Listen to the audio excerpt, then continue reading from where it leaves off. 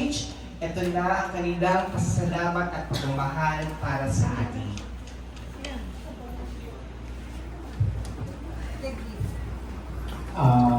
Before mag-end yung ating celebration today, I just want to say thank you sa lahat po na umattend and nag-participate nitong wedding po namin ni Ingrid. Pasensya na po yung mga ibang family natin, hindi natin isama dito due to medyo bitin po sa time and then sa preparation at the same time sa budget po. Okay, so sa family ni Luis Ingrid, thank you po. Thank you kasi mula nung naliligo pa lang ako is napaka-open at tinanggap niyo ako kung sino man ako, kung paano kayo mag-treat, kung paano niyo ako treat mula noon hanggang ngayon is the same pa rin po. Never naman nagbago. To my family, thank you kasi napaka-supportive niyo. Sa lahat ng mga decision making ko is always niyong sinusuportahan and at the same time, nagbibigay kayo ng advice on how to mas magiging effective yung samahan po namin ni Ingrid.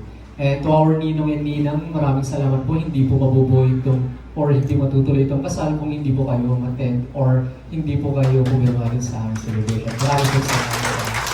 Thank you po. Good morning po sa ating lahat. Of course, unang-una po, gusto po namin mag-thank you kay Lord for making this event successful.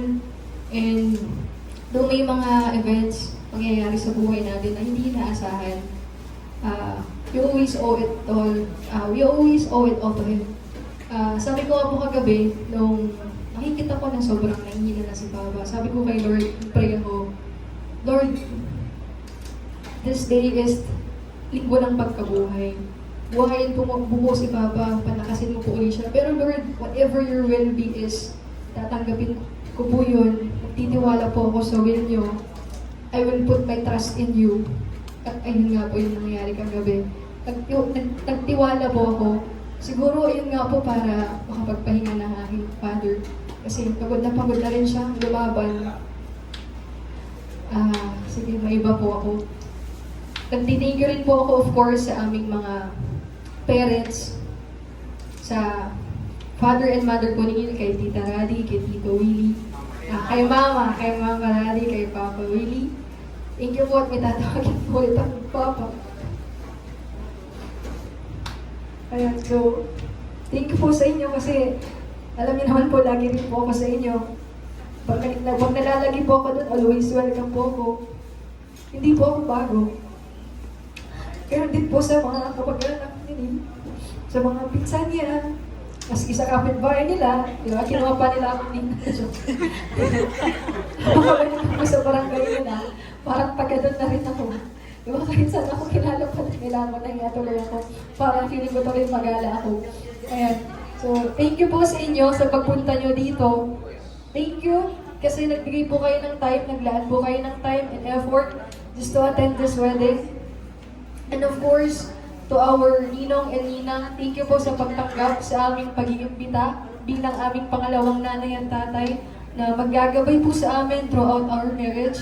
And of course, siyempre po, special thank you po sa kay Ate Glay, kay Tala, kay Kuya Nel, sa family ko, sa lahat ng effort na binigay nyo and support for just to make this event successful. And of course, thank you rin po sa aking mama. Papa, kailangan alagar mo.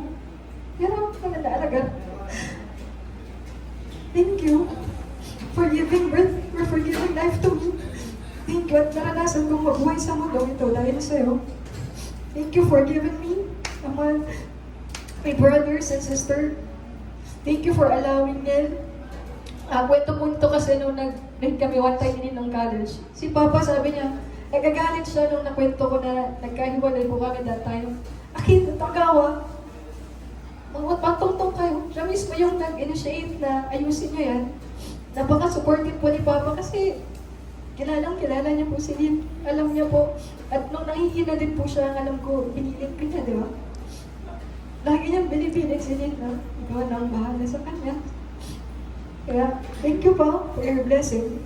And of course, thank you po sa inyong lahat. At Sorry po, medyo naging emotional. Pasensya na po kayo nahaluan. Ano po ba to? Thank you po. Paano ba ako? Sino bang pasasara? Kay Kuya Nel, of course. Kuya, thank you.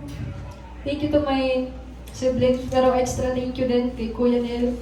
Kasi napaka-supportive mong kuya. Siya yung tumayong tatay sa family namin. Siya yung naging strength foundation namin in times of trouble. Kapag hindi ko na alam yung gagawin ko, nakatunga nga lang ako. Hindi ko alam. Pero si Kuya, alam niya palagi yung gagawin niya. Gagawa siya ng paraan. Hihiram siya. Ito, kahit lubog na siya. Basta lang makaahon kami. Basta makalutang kami. Kahit malulot na siya, okay na. Thank you, Kuya. Love you. And ma, makatatag ka. Ano sila ba't ma? Tansugilay. Alam niyo si Mama, jolly-jolly, tawa ka pa ng tawa kanina nung nagsasalita siya kasi nagtatagalog. Pagkasinan ko kasi kami sa bahay, kaya pag nagtatagalog sila, natatawa ako. Kasi ako, part sa part ko. So, antak, walag kalabat, pero antak, loob mo. Broken ka. Huwag mo ako masyadong nanunod, tsaka minabat. Ha? Ang muna nanunod, mga kamaw. Ayan, syempre, of course, thank you kay Neil. Thank you for loving me. Parang naging vow ulit. Ayan. So, thank you for entering my life. Thank you because nagtiis ka sa akin kahit madalas parang wala akong pake, pero hindi ko alam ka na lang talaga siguro yung ugali namin sa bahay. Hindi kami showing sa love. Pero, just remember na mahal kita. Mahal na mahal ko ang family mo. Mahal na mahal ko ang family ko, of course. Ayan. Thank you. Thank you po sa inyong lahat. And of course, to this Star Plaza Hotel, thank you for your great accommodation to us. Thank you for giving this good catering service. Ayan. We appreciate it po na, ay baka ma-discount tayo, Sarah. Discount. Thank you ako kasi may discount, baka may discount. Thank you po for your efforts. You are seen and heard. Of course, thank you din kay DJ kasi last minute binigay ko yung mga kanta. Nasunod din naman po. Thank you, sir. Ha? And also, thank you to our photographer here. Kasama niya ang jowa niya. Ayan, sana po, di ba? Thank you, Casey, for being a great photographer. Actually, last kahapon, nag-isip kami kung ika-cancel na namin yung photography this year. Pero sabi ko, hindi na, ituloy na natin. Because the memories will never, kumbaga yung memories pwede mong balik-balikan through pictures. Okay? Maalala mo siya sa isip, yes, pero yung pwede mong balikan sa photo album sa mga files, iba yung memories pag nagpa-flashback yun. Ayan. So again, marami pong salamat. Of course, to Ate Indang. Thank you, Ate. Kasi sila po yung nagpaaral sa akin. And always number one, giver to our family in times of trouble. And Manager!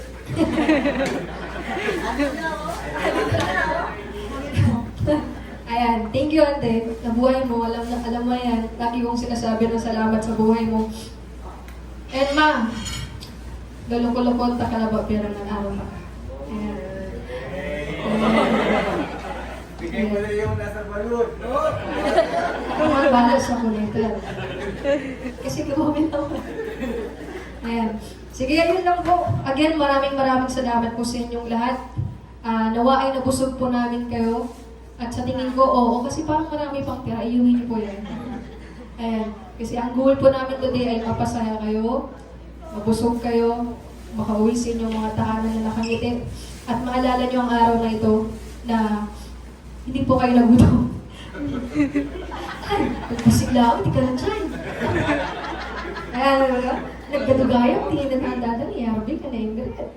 Ayan. So, the joke lang, kidding aside. Thank you po again to the Pinto family, to the Garlet family, Esposio, Claveras, Shelter family, okay, and the rest na hindi ko po nabanggit. Thank you po sa inyong lahat. Thank you po sa inyong mga buhay. Papuri po sa Diyos ang aking pasasalamat. Thank you po.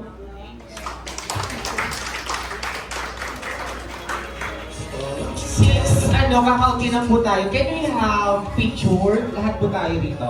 I think kasya naman po. Tama po? Since wala na